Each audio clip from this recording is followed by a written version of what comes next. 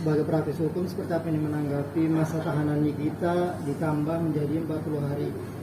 Abang sendiri melihat itu seperti apa? Apakah kurangnya barang bukti atau ada jaksa yang butuh petunjuk nih atau meminta saksi baru atau mungkin tersangka baru, Bang? Seperti apa Bang melihatnya?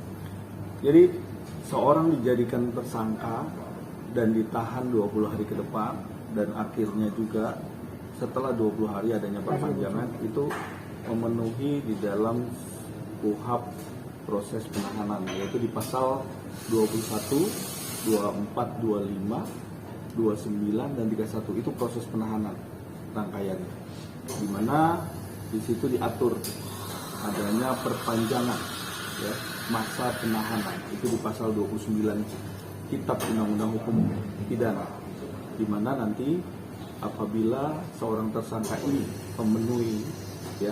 memenuhi satu penahanan yang sudah dilakukan 2 bulan ke depan, di mana dia sudah disangkakan adanya tindak pidana di atas 5 tahun dan juga berikut adanya dugaan tindak pidana pencucian uang.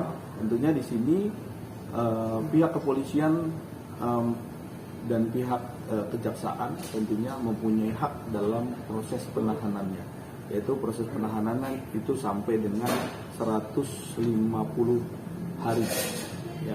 Jadi 20 hari perpanjangan ditambah lagi 40 hari sampai 120 hari. 120 hari ditambah lagi 30 hari itu tambahan dari pengadilan ya, ranah pengadilan, tahanan pengadilan.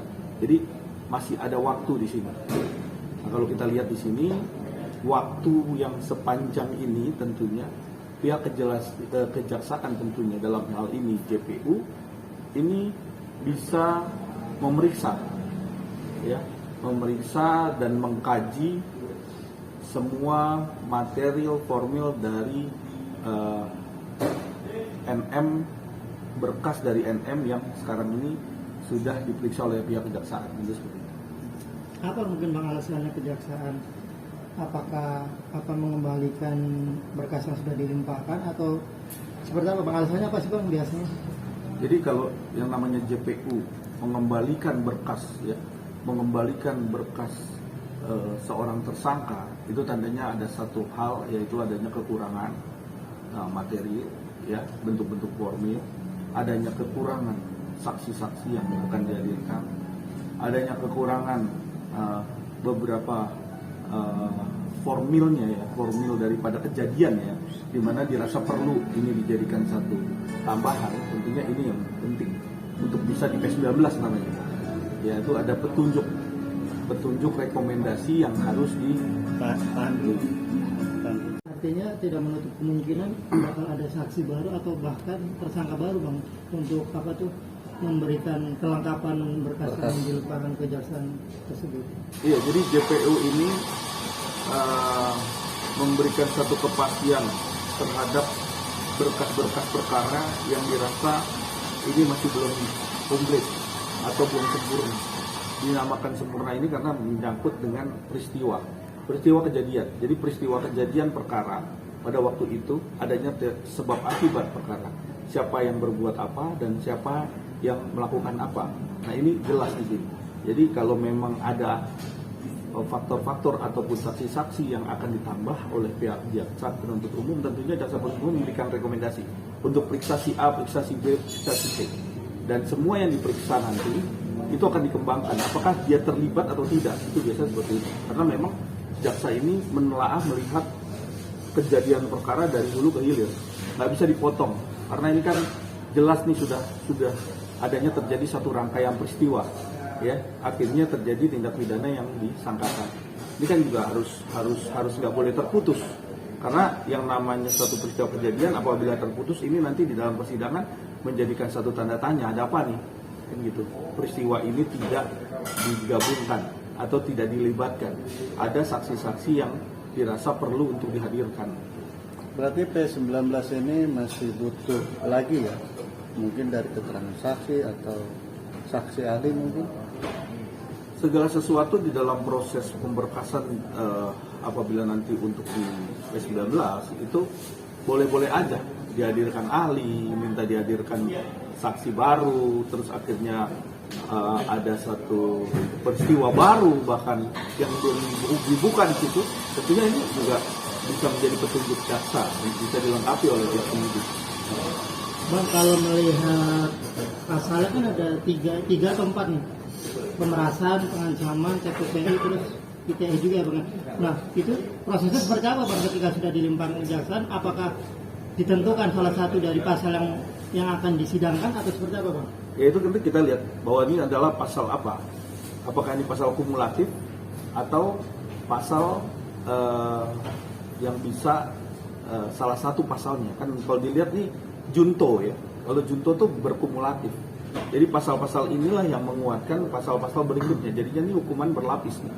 Kalau kita lihat di sini. Makanya cukup berat, di atas 5 tahun, dan pasti penyidik akan melakukan penahanan karena adanya peristiwa tadi gitu. Bang, ini kan juga banyak nih praksi hukum yang justru mengkritisi tentang bukti adanya sebuah rekaman. Nah, secara hukum kan nggak boleh tuh, artinya orang merekam tanpa pengetahuan, tanpa izin, terus ini dijadikan barang bukti. Itu abang melihatnya seperti apa? Sebenarnya yang namanya rekaman itu kan satu bukti, dinamakan bukti itu bukan sebagai bukti yang absolut. Artinya bukti ini bukti petunjuk. Jadi yang namanya adanya satu rekaman terus akhirnya direkam. Nah ini kan bentuk memastikan bahwa adanya satu peristiwa sebelum terjadinya tindak pidana itu kan. Nah ini kan ada peristiwa. Nah di mana peristiwa inilah yang menjadi petunjuk. Itu yang terpenting. Sebenarnya ini bukan menjadi alat bukti yang primer, tapi ini adalah alat bukti petunjuk yang bisa membentuk atau menguatkan suatu peristiwa pidananya terhadap pemerasannya atau pengancamannya. Nah ini kan ada bentuk. Nanti divalidasi atau dipastikan terhadap peristiwa itu berdasarkan BAP yang pertama. Yang kedua itu berdasarkan saksi. Jadi bukti petunjuk ini tidak akan berdiri sendiri. Pasti ada saksi, ada bukti-bukti lain yang memperkuat peristiwa itu apabila ada di dalam perbincangan atau pembicaraan yang pada waktu itu direkam. Ini adalah petunjuk yang akan disampaikan nanti untuk dijadikan satu rangkaian peristiwa membentuk suatu pidana yang dimaksud, seperti itu. Oke Bang, berarti kalau rekaman pembicaraan itu hanya bisa menjadikan bukti petunjuk, tidak bukti secara sendiri, berjalan sendiri, berdiri sendiri, nggak bisa Bang? Nggak bisa, karena memang ini adalah bentuk hal, ya kita tahu bahwa ini adalah satu peristiwa di mana terjadinya satu tindak pidana yang kita maksud. Tetapi dalam hal ini, polisi juga akan mengembangkan dari rekaman ini, bahwa segala sesuatu yang ada di situ siapa, dan bagaimana pada waktu itu terjadinya satu pembicaraan itu. Nah ini adalah petunjuk. Pada waktu itu nanti menjadi satu rangkaian untuk di BAP, pada waktu di BAP, sehingga ini menjadi satu keadaan peristiwa yang terang kan gitu. Nah itu saksi-saksinya juga memperkuat itu. Dan nanti juga ahli juga akan melihat bahwa benar nggak ini suaranya dia. Nah bentuk dari validasi seorang yang melakukan rekaman itu juga nanti kan dilihat, dijadikan satu BAP. Rangkaian BAP itu yang menjadikan satu bukti kuat.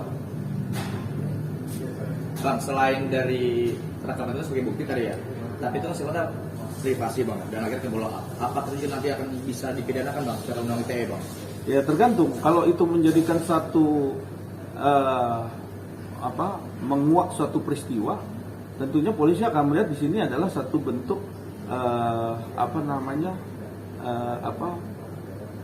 petunjuk yang bisa dipertanggungjawabkan. Artinya ini adalah tindak pidana yang perlu dijadikan satu alat bukti petunjuk yang bisa dipertanggungjawabkannya seperti itu. Nah ini kan jelas di sini, karena maksud dan tujuannya.